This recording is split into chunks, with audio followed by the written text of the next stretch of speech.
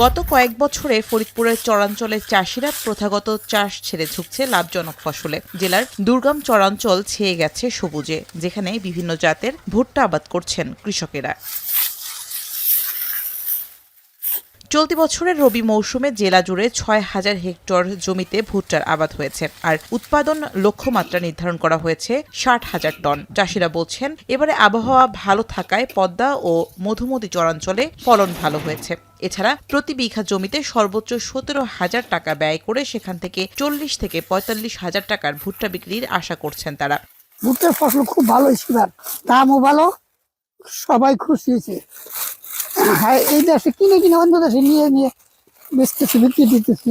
ফলন হয়েছে ১.৫ বিঘা হয়েছে হলো ৪০ মন, বেশ ছিল ৫০ টাকা করে, ১,০৫০।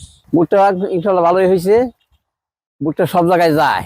কৃষি বিভাগ বলছে, প্রতি বছরই লক্ষ্যমাত্রার তুলনায় বেশি জমিতে ভুট্টার আবাদ হচ্ছে। এছাড়া কৃষকদের এই চাষে আগ্রহী করতে বিনামূল্যে বীজ বিতরণ সহ নানান উদ্যোগ নেওয়া হয়েছে বলেও জানান কর্মকর্তারা। পদ্মা অববাহিকায় বেশ কিছু চর আছে, এই চরের যে আমাদের প্রতি জমিগুলি আছে, দিন দিন এটি ভুট্টা চাষের আওতায় চলে আসছে এবং আমরা আশা করছি আগামীতে ভুট্টা যেহেতু একটি লাভজনক ফসল, পাশাপাশি এটি একটি গবাদি পশুর ফডার ক্রপ হিসেবেও ব্যবহার করা হয়।